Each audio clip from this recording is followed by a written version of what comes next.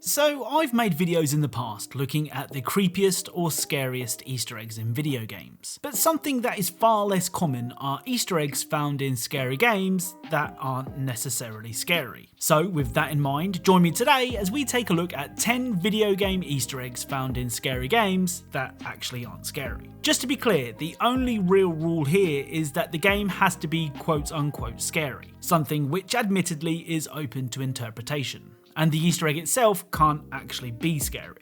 Oh, and I actually hate playing really intense horror games. Outlast took me ages to complete for this very reason. So leaving a like on the video would go some way to making the terror I experienced worth it. Anyway, without further delay, let's get started. So let's begin with a game that I'm pretty certain almost all of you will have never have heard of. NYCTOPHOBIA Devil Unleashed is a first-person psychological horror game set in an abandoned asylum. Now, NYCTOPHOBIA is one of those games where you can spend long portions of the game just walking the halls of the asylum, hearing the odd vent rattle or pot fall to the floor. Then bam, out of nowhere a jump scare will leave you on the edge of your seat. Still, if you do manage to make it to the end, you can find a pretty great Easter egg. Near the end of the game, you can find a crowbar which you will need to progress. However, if you instead take the crowbar and find this briefcase by the bathrooms, you'll be able to open it, revealing a mystery key. Well, if you take the mystery key to the basement, you can find this.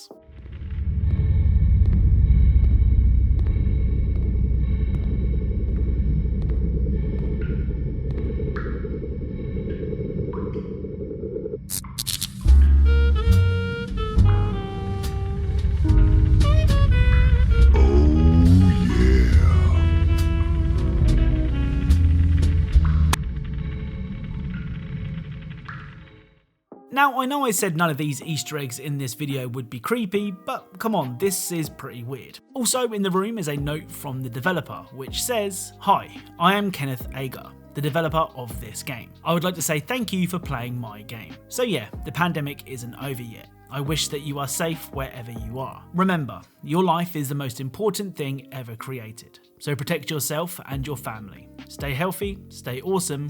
God bless you as always. Kenneth Ager." Up next is the Easter egg packed Hunt Showdown, with an Easter egg that could either be a fisherman's dream or a fisherman's nightmare. On the new DeSalle map, you can find this.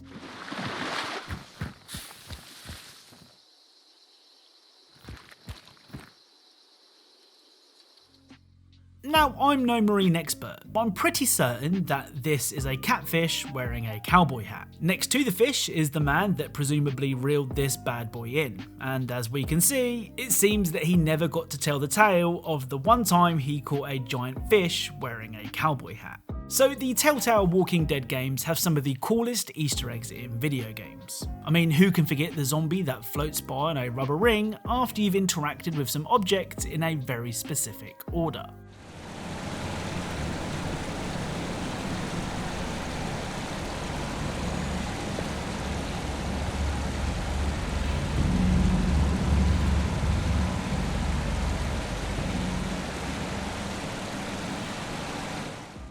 Well, the Easter egg I wanted to share today isn't quite as complicated. At the very end of the final episode of the final season of The Walking Dead, you can find a disco broccoli on a bed. If you repeatedly interact with it, this will happen.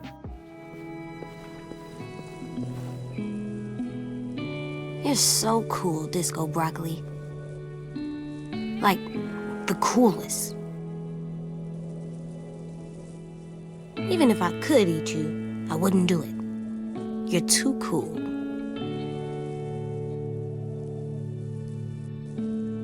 Clem never explained what is disco.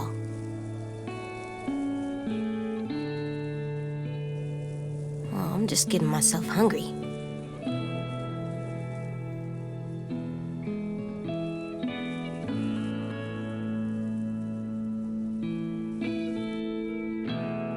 Can you see through those? They look like glasses, but like bad. I bet you've seen a lot of things, huh?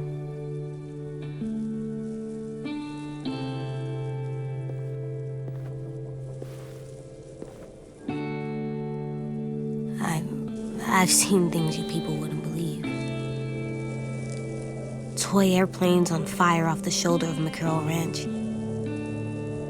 I watched canned beans glitter in the dark near that one train station with a dead couple Clem tried to guilt me about.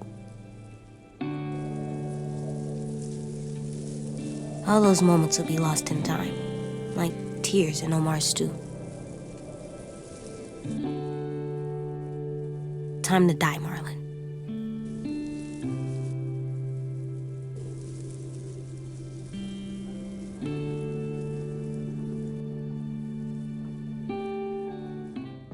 So first things first, is it just me that finds this Easter egg really funny? Like how the camera keeps cutting back to the broccoli whilst AJ monologues, it just makes me laugh for some reason. Anyway, AJ's speech was actually a reference to the ending of 1982's Blade Runner.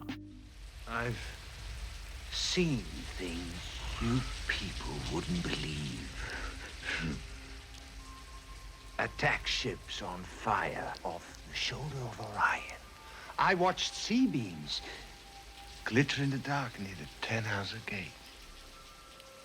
Like tears in rain. Next up is the extremely tense Dark Deception. Dark Deception sees you exploring various creepy locations to find purple shards for a mysterious woman. If I'm honest, it sort of reminds me of a really intense game of Pac-Man, which isn't a bad thing at all. One level in particular takes place in the sewers, where loads of animatronic ducks have been abandoned. As you make your way through the level, you soon come to realise that there are more to these ducks than meets the eye, as several of them suddenly sprout legs and begin chasing you. Well, if for some strange reason you wanted to get a closer look at the ducks, there is a way to do so without risking your life. In the second stage of the sewer level, you can find an elevator that will give you a front row seat to a duck dance-off.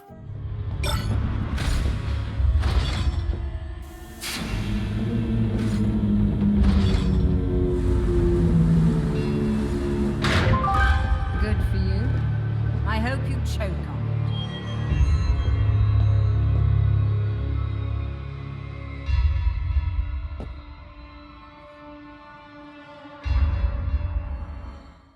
Now, in my opinion, this is probably the creepiest Easter egg in the video. Maybe it's the fact that they have human legs, or that they have those strange hollowed out eyes, I don't know. All I do know is I will never look at a duck the same way again. So if we're being honest, the only thing scary about alien colonial marines is the graphics, gameplay and AI, which isn't what the developer was going for. At least I think it's not. Anyway, Colonial Marines is classified as a horror game, so let's check out an Easter egg. In Chapter 7, if you ignore O'Neill and head off on your own, you can find a capsule holding a hat and a cane. If you hold the interact button next to the capsule, this will happen.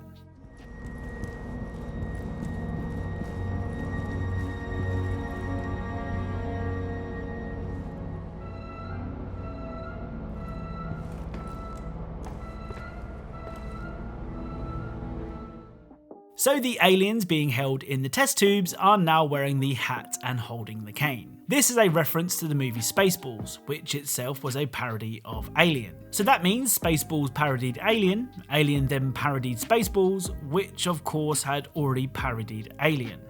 I think I need to lay down. So whenever people talk about underrated games that more people should have played, a game that never seems to get brought up is Alice Madness Returns. Releasing in 2011, Alice Madness Returns is a psychological horror game that sees you step into the shoes of Alice, who, after hallucinating, believes herself to be in Wonderland again, though it's not quite as she remembers it. It's a surprisingly solid game, with tons of atmosphere too. I just wish more people had actually played it. Now, the Easter egg from Alice Madness Returns is surprisingly relevant over 10 years after the game was released. During Chapter 4, you can find this.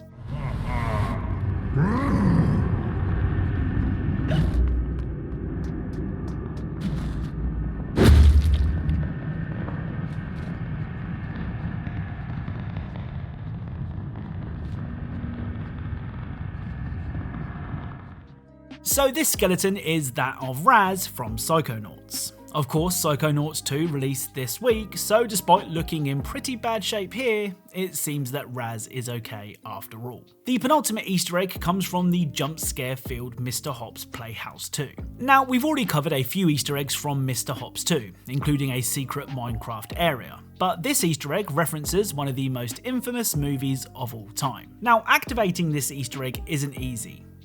Well, it is, it just takes a bit of time. You first need to interact with the 2 red chairs on the top floor, the suit of armour on the second floor, the statue between the 2 staircases, and the stack of boxes by the elevator. After that, head to the kitchen and knock over this water bottle. If the water bottle doesn't move, it means that you must have missed something. Knocking the bottle over will open a secret passage to a very familiar room.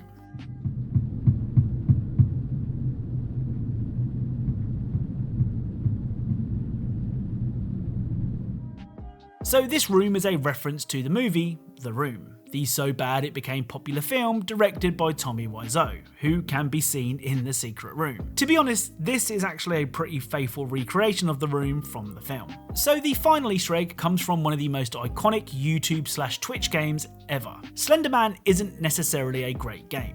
Hell, you could even argue that it's a bad one, but thanks to hundreds, if not thousands of content creators screaming into their cameras as they played it, the game became immensely popular. Now, the Easter egg from Slender Man that I'm sharing today is only available on the PC version of Slender Man: The Arrival, as you need to use the developer console. Whilst in the console, if you repeatedly type in "I am a llama," several funny responses can be seen.